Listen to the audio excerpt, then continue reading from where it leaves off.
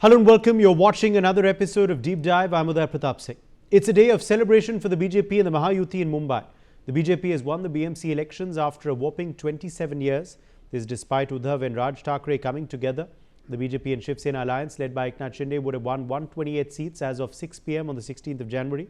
The BJP alone has managed to win almost 100 seats, with the Shiv Sena Shinde faction winning 30 seats. The Thackerays, along with Sharad Pawar, sit on around 70 seats, significantly lower. Compare this to the 2017 results, where a united Shiv Sena had won 84 seats, BJP had won 82 seats, and the tally had witnessed a significant jump. NCP, who had won 9 seats, have won nothing in Mumbai.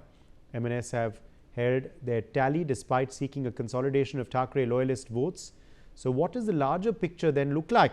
Well, the Lok Sabha elections had signalled a slowdown after a series of dominant BJP performances, but now the tide is clearly turned. The BJP, led by Fadnavis, along with alliance partners Eknath Shinde and Ajit Pawar, have swept the assembly elections. The BJP has emerged the single largest party, coming closest to the halfway mark with 132 seats. Eknath Shinde and Ajit Pawar too have won 57 and 41 respectively, sealing a huge win for the BJP. So how come this image of Raj Thackeray and Uddhav Thackeray reuniting for the first time after 15 years couldn't make a difference in the bastion of Mumbai? One of the core pitches Fadnavis made prior to the BMC polls were Marathis and Hindus being inseparable, taking on the Thackeray's Marathi first pitch.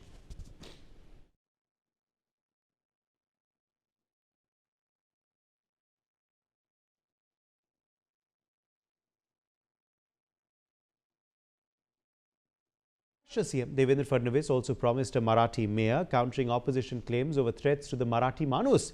Fadnavis said it was not the Marathi community but certain political forces whose existence was at stake, underscoring that Maharashtra belongs to all Marathi people and not a single group.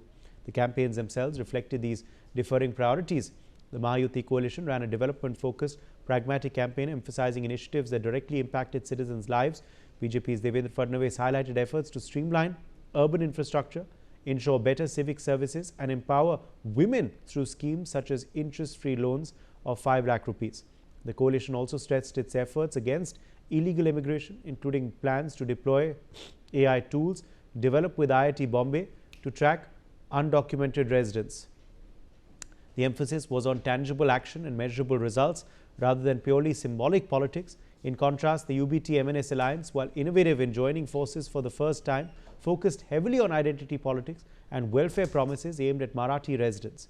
Their manifesto included measures such as the Swabhiman Nidhi scheme for women working as domestic help, reductions in minimum bus fares, property tax exemptions for smaller homes, and promises to ensure one parking space per flat in redeveloped buildings. The results are notable not just for the numbers but also for the political implications. The Mahayuti coalition's dominance signals a consolidation of BJP's influence in Maharashtra, extending its assembly level strength to local governance, controlling the majority of civic bodies, including the state's most prominent municipalities, gives the coalition control over urban budgets, civic projects and administrative appointments, cementing their strategic advantage well ahead of the 2029 assembly polls. Varun Singh, senior journalist, is joining us live on the broadcast. Varun, what do you make of the Mahayuti's dominant performance in the BMC results? To be very honest, the trends and results from more than 50 seats are yet to come in. Though right now the BJP is leading, but the difference is not much. So I would, and commenting on the results right now would be too early. And that is how BMC has been working for all these years. They don't count all the votes in at one go. They count them in batches, and few of the last around 50 votes are being counted now. The counting hasn't even begun on many of the seats. So yet we cannot say that the BJP has swept or along with Shinde. Shinde's performance is dismissal, to be very honest. He took 90 seats, but he was not able to get more than 2 dozen corporators elected, and that is going to cost a lot. But whatever said and done, BJP would be the largest party in the BMC right now. And in BMC elections for the mayor, it is not any midterm mark like 114 that people keep saying is needed.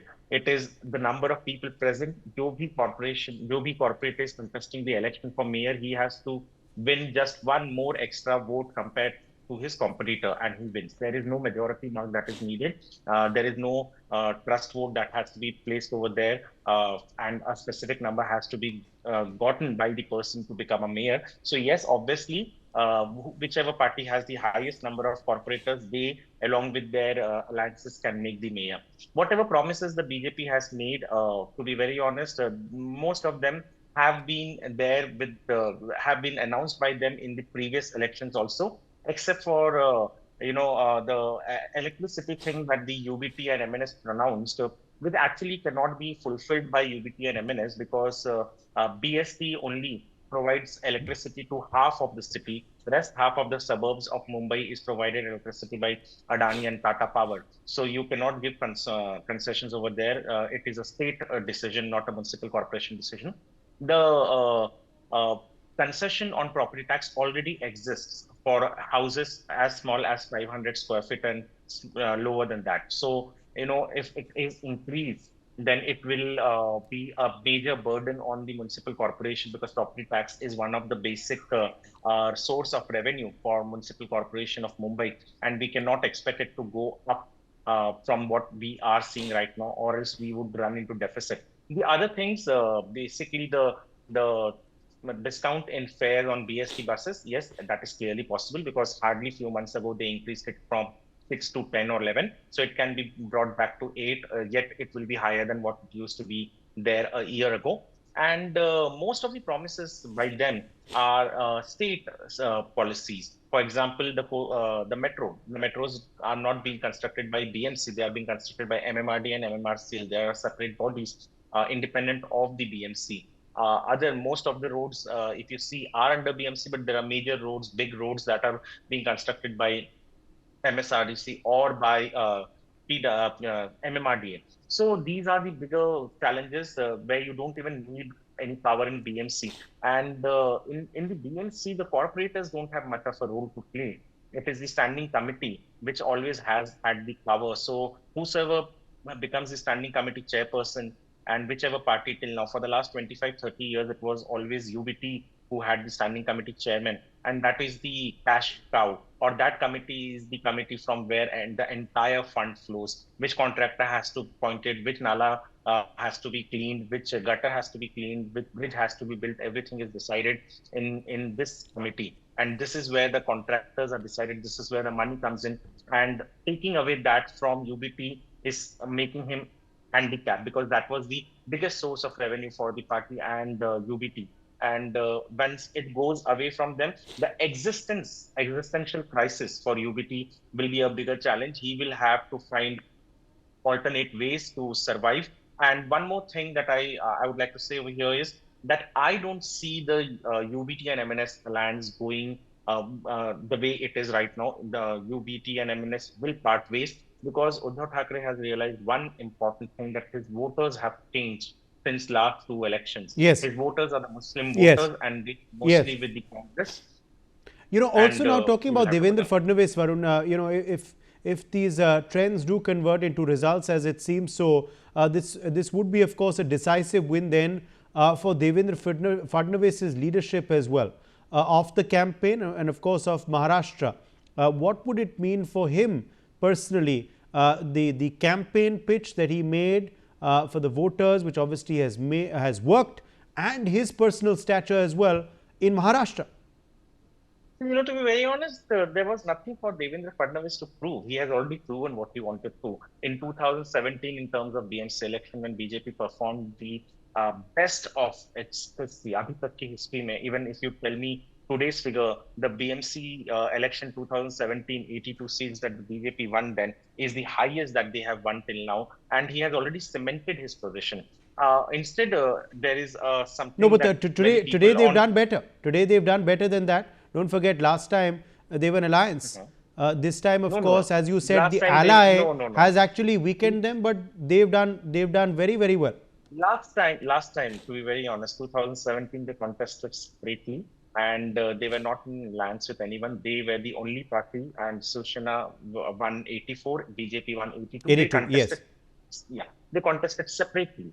And this time they have contested in alliance where, as I said, Eknath, this performance is is terrible. His Pulling them party down. in Mumbai Okay. hasn't been, but Devendra Fadnavis has managed to cement his leadership position in Maharashtra. And whatever I see on social media right now, everyone is comparing him to be the next PM. We don't know what his ambitions are, but right now in Maharashtra, if you have to ask me, and the biggest and the tallest leader in Maharashtra is no other than Devendra Fadnavis. He has been winning continuous elections except for the Lok Sabha debacle, even where his party didn't perform as bad as after his after effects or investigation into the Lok Sabha election debacle would have shown. But he has cemented the numero uno position in Maharashtra. He's seen as the topmost, if you have to count top 5, 10 leaders in BJP in the entire country, he would be there. And he knows how to win elections. He knows how caste combinations works. He knows what is going to work. He knows where to speak development. He knows where to speak Hindutva. He knows where to speak what. And that is very important for a political leader. And he knows it well and he uses it well for the advantage of his and his party. All right. Appreciate you joining us, Varun Singh, with your perspective on this Thank you. segment.